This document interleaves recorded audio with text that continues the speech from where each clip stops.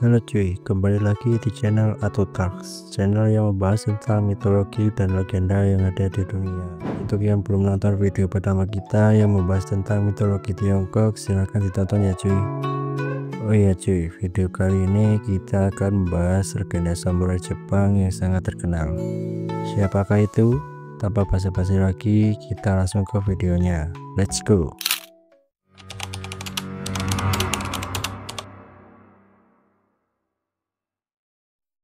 Pada tahun 1567, di tengah-tengah gunung tertinggi wilayah Shinano, Jepang, lahirlah seorang laki-laki yang dikasih nama Sanada Nobushige.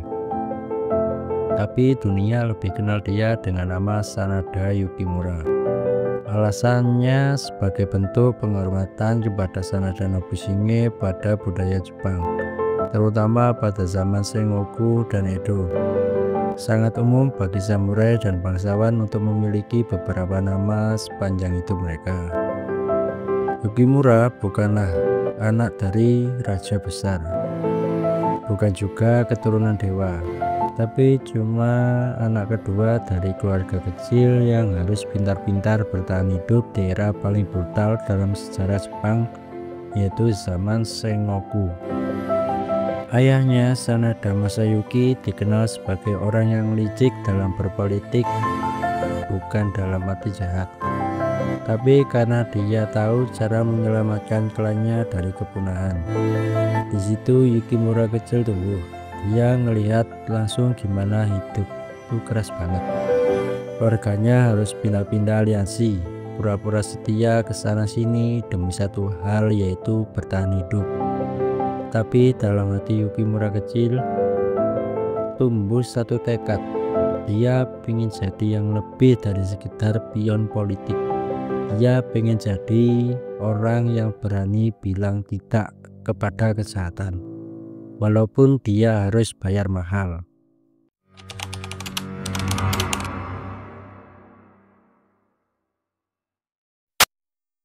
Pada tahun 1598, Toyotomi Hideyoshi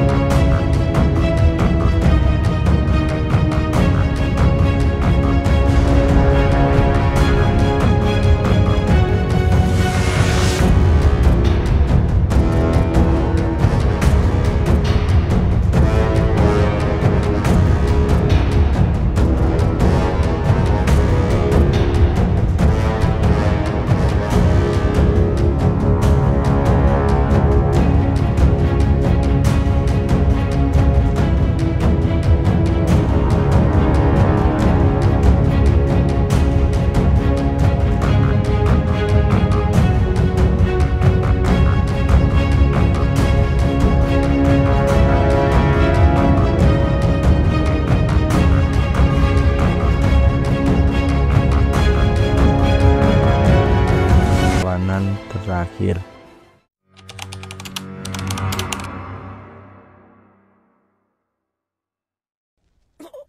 Pada tahun 1614, Tokugawa akhirnya memutuskan untuk menyerang Kastil Osaka, benteng terakhir klan Toyotomi. Mereka membawa 200.000 pasukan. Gila gak sih? Tapi kalian tahu siapa yang masuk paling depan baru mempertahankan benteng itu? Siapa lagi kalau bukan Sanada Yukimura. Dia bangun benteng kecil di sisi selatan kastil. Nama benteng itu Sanada Maru. Ukurannya itu kecil banget. Tapi luar biasanya Yukimura bisa bikin benteng itu jadi neraka buat pasukan Tokugawa. Semua strategi dipakai. jebakan, serangan balik, taktik gorila semua dikerahkan. Pasukan Tokugawa yang datang ribuan mentalnya terasa terguncang dan merasa dipermalukan sama benteng kecil ini. Nama Yukimura langsung melejit. Bahkan musuh pun bilang, kalau Jepang punya 10 orang kayak Yukimura, negara ini nggak akan bisa ditaklukin. Tapi benteng itu cuma bisa bertahan sebentar saja cuy. Pemerintah Tokugawa mulai main licik. Mereka pura-pura berdamai tapi malah menyerang lagi. Dan kali ini mereka siap buat hancurin semuanya.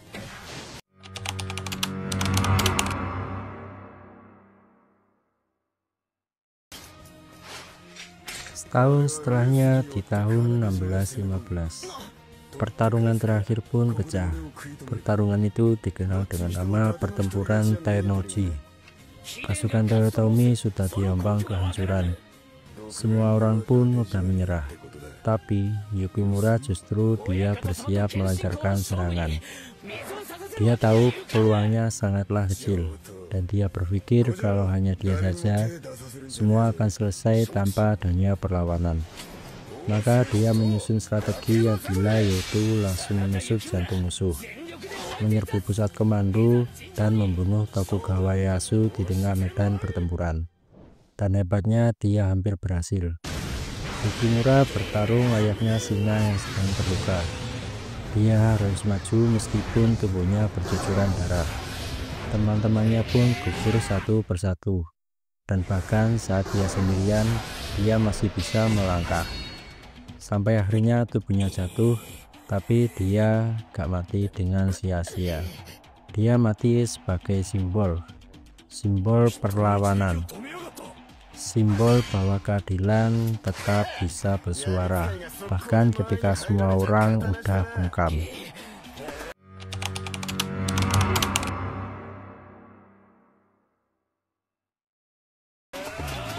Pada saat itu, musuh menemukan tubuh Yukimura yang tergeletak di tanah. Mereka nggak langsung membunuh. Mereka malah memberi hormat, dan mereka tahu mereka nggak cuma ngalahin prajurit, tapi ngalahin seorang yang bahkan nggak bisa dikalahkan jiwanya. Di saat-saat terakhir, Yukimura berkata sebelum wafatnya, "Aku sudah berjuang sampai batas terakhir. Sekarang izinkan aku untuk beristirahat." Gak ada patung emas, gak ada istana, tapi rakyat ingat dia. Bahkan sampai ratusan tahun kemudian, nama Sanada Yukimura tetap hidup di cerita dan di drama, di anime, bahkan di game.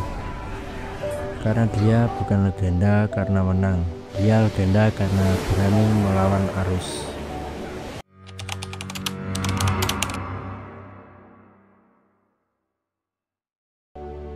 Oke cuy, gue tahu cerita ini mungkin berat, penuh darah, pengkhianatan, dan kekalahan.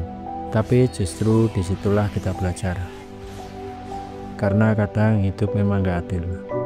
Tapi bukan berarti kita harus hidup-hidupan jadi gak adil. Yukimura ngajarin kita satu hal. Kalian gak harus menang untuk menjadi pemenang.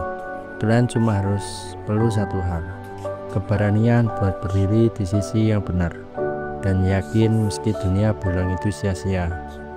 Dan kalau kalian merasa pernah jadi orang yang sendirian, pernah ngerasa diasingkan cuma karena kalian pegang prinsip, ingatlah kalian gak sendirian. Kalian adalah bagian dari cerita orang-orang kayak Yukimura yang tetap berdiri, walau akhirnya jatuh dengan terhormat. Gue Ato dan kalian baru saja menonton Ato Talks.